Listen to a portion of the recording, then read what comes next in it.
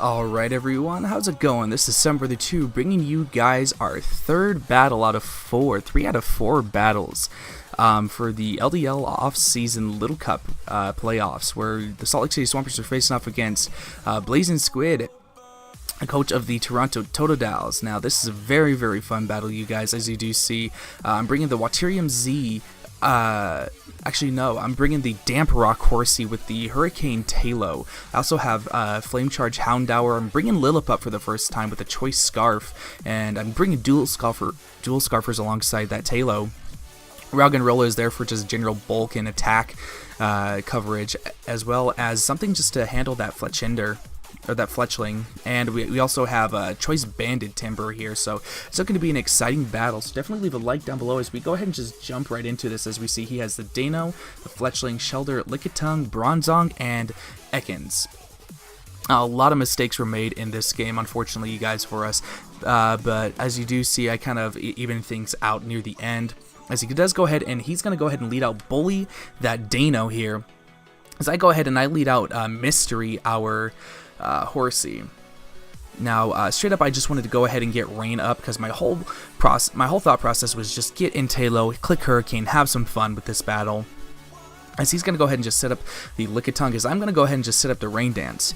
Now, this wasn't Horsey's only job was to set up the Rain Dance. It was also built to actually putting a lot of good work with the Swift Swim, giving it double speed here, so it pretty much outsped everything here. So we're going to go ahead and just fire off a Skull this turn too, see how much damage that does to that Lickitung, and fearing the Power Trick, I was okay just because I could go right out into Talo right after, but we actually end up picking up the burn as he knocks off our Damp Rock, but we're still getting 8 turns of rain, which is really, really nice. But that burn, ooh, it felt so good to grab against this Lickitung as we go for another Scald, hoping that the roll was in our favor. Unfortunately, it was not, as he just keeps going for the knockoff here, so that burn is still going to let him hold on a little bit longer, so we're just going to go ahead and fire off he's going to go ahead and actually protect this turn and let the burn damage take him down, which is really, really unfortunate because he's just wanting to stall out more rain turns from us. But that's perfectly fine with me because while I did really initially think of Horsey as, you know, just a rain setter and that's basically it, it actually helped us put in a lot of good work as we see this Fletchling come in. It's actually going to be Choice Scarf Fly, surprisingly, I found out afterwards. So gets instant access to that, and I was perfectly fine just letting Horsey go down. But as you guys do see right here, the EVs came through as we live right on 1, and we get off a huge Scald in the rain against this thing, and down goes this Fletchling. Like, Horsey, what are you doing? Horsey, Mystery, our Horsey really just loves taking on everything and anything. Now, finally, Squid goes ahead, sends in this Ekans, which I honestly didn't expect him to bring it all, and he has the Sucker Punch here, if I'm not mistaken, as I go ahead and I switch right out into Teal Green, wanting to get off at least one Hurricane against it. As we do see that Sucker Punch does indeed exist. So we have one more turn of rain here. I'm going to go ahead and actually predict him, I think, switching out here into that Bronzong as I go for the U-turn. Well, it would have been nice to go for the Hurricane. I realized, hey, this Bronzong is going to come in, so the safe U-turn was really nice for me. It's the first time I actually thought about using U-turn efficiently, and I'm going right out into Charcoal because at this point the rain will stop.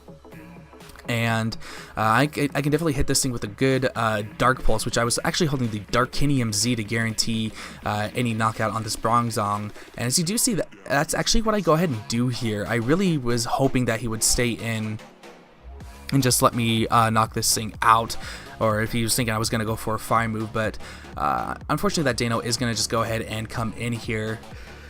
So fired off this Black Hole Eclipse.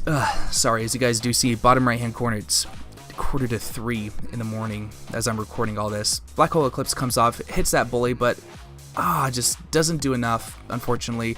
I'm going to go ahead and swap right out here. My guaranteed safe play is to go into Rosetta or Roggenrola. We have the Sturdy, the Berry Juice, it'll pop, bring us back up to full health. So he's going to go actually activate his Z Crystal right back at me, which is going to be that Dragonium Z Outrage. The fact that this little dragon gets outraged by level 5, it's absolutely nuts. It really, really is. So Devastating Drake fires off. Of course, it's going to knock us down to Sturdy. We get our Berry Juice, and next turn we'll be able to hopefully either get up rocks or go on the offensive. It depends on what Rosetta wants to really do.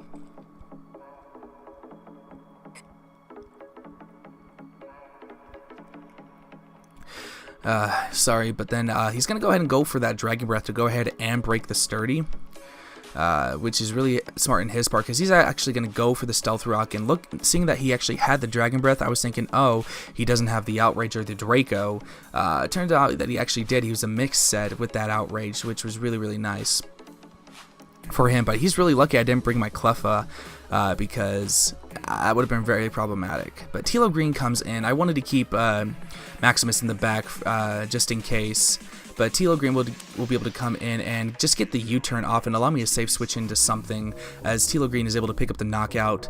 While it does give Squid a little bit of an initiative, I did understand at that point, you know, who he had in the back, and I knew exactly who I needed to go out to. And we're just going to go out into Mini Gains or Timber, as he actually surprises me and goes right out into Serpent's Tail. The Ekans with the Intimidate lowers my attack. Now I don't actually, was I banded? I believe I was banded, and so he's actually going to go ahead and start setting up coils. And at this point, I'm actually getting really, really scared, because attack and defense are being erased. I'm just going to go ahead and try and go for what I can. Actually, you know what? I was Expert Belt, not banded. I keep saying I was banded. I think that was like, it was constant theme that came up here. But no, he's going to go ahead and just get up another coil here. So I knocked off his Eviolite, as he's going for the coil more and more and more. And here I'm thinking that this is going to be a total setup sweep for him. But then I realized it's not doing anything to his speed, but he has Sucker Punch. So the instant I thought, like, if he does max out or if he does get strong enough, I can just Destiny Bond with my Houndour, because I did actually carry that this week. But until then, I'm just going to try and weaken this thing as much as I can. With the Ice Punch, and he's actually finally just going to go for the Earthquake, and actually we're barely going to be able to live this. I want to say we were like down in the red. Yeah, we're down on 5, knocks us down. We get off another Ice Punch. No freezes, unfortunately, but he's going to go ahead and pick up the knockout with the Sucker Punch. And here, like I said, all I was thinking of was Destiny Bond, and I didn't want to calc it, because I thought it was already over. So Charcoal comes in, and I just click Destiny Bond, thinking that he's going to go for the Sucker Punch.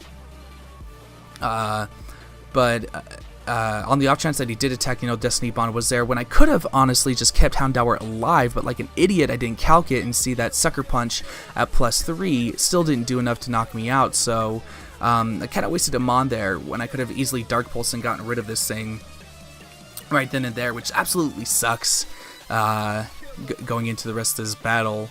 However, you know, at the same time, you know, I played safely. I just needed to think a little bit more calmly out there. So I try to give Horsey one more chance to go ahead and try and get up the rain here, and then the Shelter comes in. Very, very problematic. He went for the Icicle Spear here, and he's actually just going to go ahead and knock us out, which is really unfortunate, because if I would have been able to bring in Talo with the Hurricane, it would have been really nice. Now here's where things got really, really crazy. I could just click Boom Burst and win this game at this point, but I actually make a very, very bad mistake here, and I actually misclick into Hurricane. And surprisingly enough, even without the rain, I was actually able to land it, and it allowed us to pick up the knockout. I know it was a roll against the Shelter here, which is why I wanted to click Boom Burst instead, but we're now locked into Hurricane, and his only Mon left is his Bronzor. Very, very scary Mon, and so it's like, well, I'm locked in now, and I don't want to switch in my Lillipup with Crunch just yet, because that can help win the game for me. So I'm just going to let him attack me, and let's see if we can get off our Hurricane. Of course, last turn I missed. This turn I miss again, which really, really sucks. And so Squid's just going to keep firing off Flash Cannons against me. And it's like, come on, there's no way that this misclick's going to cost me the game. But we actually end up getting off another Hurricane, and we end up actually getting that luck on our side just for a little bit longer, getting that confusion here, which is really, really nice. However, he actually does go ahead and break through and finish off Tilo Green with the Flash Cannon. It would have sucked. Boom Burst would have knocked out the Shelter, and I could have easily attacked this Bronzo for a little bit more damage. if not even possibly gotten the knockout. But here comes Maximus. This is a choice scarf set with Play Rough, Fire Fang, Thunder Fang, and Crunch. And I go for the Crunch, obviously, but it looks like he actually had the Dark Reducing Berry, the Cobra Berry. And he actually snaps out of confusion, goes for the Flash Cannon. And my laugh flashed before my eyes when I saw this, because he actually crits me here. So if that means that if this Crunch didn't do enough damage coming up, then that was GG. But this Crunch is actually going to come through, and we pick up the victory over the Blazing Squid, surprisingly, after, I want to say, 1.5 years of battles against him. Of course, the one time I don't record alive, I end up beating Blazing Squid, but all in all, it was a very, very nice, close game against Blazing Squid, and with our record at 2-1 right now in the playoffs, we have a very good chance of making it to the finals. I believe at this point with Matt, all I had to do was at the very least lose 1-0 to him, and I was guaranteed the finals, which was really, really nice. But that's for another video that you guys will see very, very soon. So definitely leave a like down below and comment how you think, how lucky I was landing that Hurricane against that Shelter. But I'm going to get up out of here. Thank you guys so much for watching. My name is Thumbbrother 2, and I'm getting out of here.